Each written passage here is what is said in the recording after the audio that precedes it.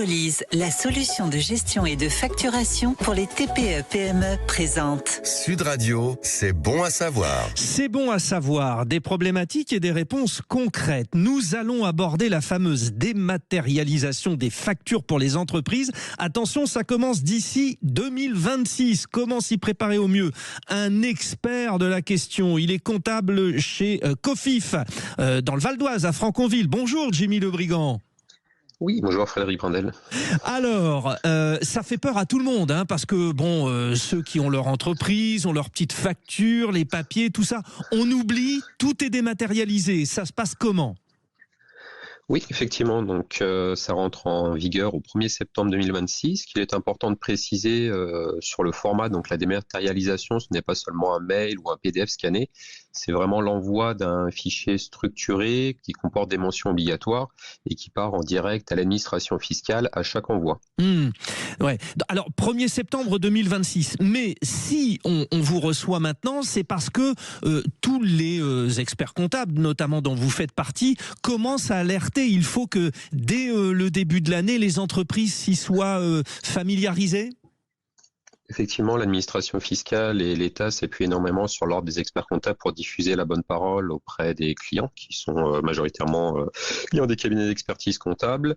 Et donc, deux dates à retenir. Donc, 1er septembre 2026, seules les grandes entreprises type énergéticien, téléphonie, donc Orange, Engie, EDF, sans les citer, devront émettre ces factures sous format dématérialisé, mais l'ensemble des entreprises, quelle que soit leur taille, devront les accepter. Et ensuite, il y aura une généralisation à l'ensemble des entreprises de France pour émettre les factures sous ce format-là. Bon, ça va être progressif. Alors, je disais tout à l'heure, ça fait un peu peur pour ceux qui ont des petites structures, évidemment, parce qu'il faut s'habituer. Mais là, pour le coup, on prend en compte ce temps d'habitude. Ça veut dire que c'est quand même un petit peu compliqué, Jimmy Le Brigand. Vous n'y voyez que du positif ou pas forcément ? Oui, alors c'est vraiment, l'État communique efficacement et c'est déjà été déployé dans d'autres pays avec les mêmes conclusions, à savoir donc il y a un renforcement de la compétitivité des entreprises qui est attendu grâce à des gains de dématérialisation qui sont chiffrés pour les entreprises de l'ordre de 20 milliards d'euros par an en France. Ah ouais.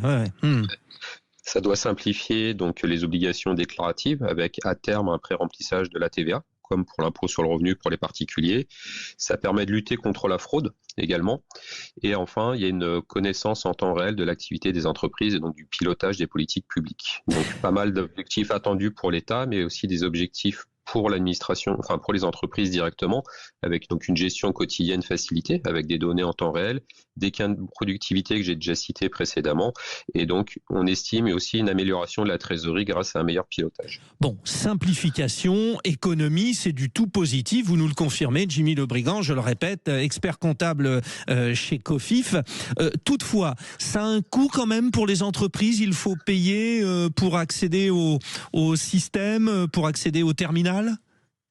C'est là où on n'a pas encore de données tout à fait précises, à savoir que le système s'appuie donc sur des opérateurs privés, donc des plateformes agréées, donc le nom précis, plateforme agréée. Le dispositif initial prévoyait une plateforme publique gratuite, mais le système qui a été abandonné. Et donc pour l'instant, parce que le calendrier se met en place progressivement, et donc on n'a pas encore de visibilité sur les offres qui seront proposées par cette centaine de plateformes qui ont été agréées récemment par l'administration. Oui, ça tergiverse parce qu'il y a de la prudence. On parlait tout à l'heure avec France Travail de détournement des données, tout ce qui est informatisé, tout ça. Il faut que ce soit sécurisé aussi. Tout à fait, qui plus est avec l'environnement cyber très complexe depuis quelques années. Juste un mot pour toutes vos équipes, je le rappelle, vous êtes dans le Val d'Oise, à Franconville. Est-ce que vos experts comptables ont passé une formation pour justement être prêts? Parce que pour votre métier, c'est une révolution aussi, ça. Oui, tout à fait. Donc une révolution qui va changer considérablement les relations quotidiennes avec nos clients.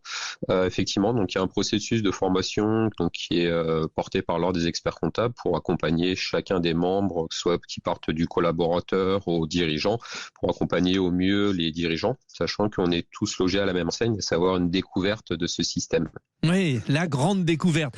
Merci en tout cas de nous en avoir parlé dès maintenant parce que il faut anticiper la transition. Jimmy Lebrigand, je le rappelle, vous êtes expert comptable chez Cofif dans le Val d'Oise. Merci et bon réveil à vous, Jimmy Lebrigand.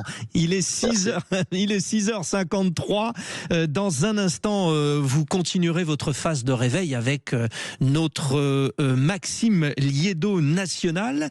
On va le retrouver et puis surtout, nous allons connaître le vainqueur du cadeau du sapin de Noël de ce matin sur Sud Radio. Il est 6h53, je le disais, nous sommes le 2 décembre, je vous le confirme, et nous sommes avec vous pour le plus grand plaisir. Sud Radio, c'est bon à savoir. Avec Evolise, la solution simple et conforme pour la facturation électronique.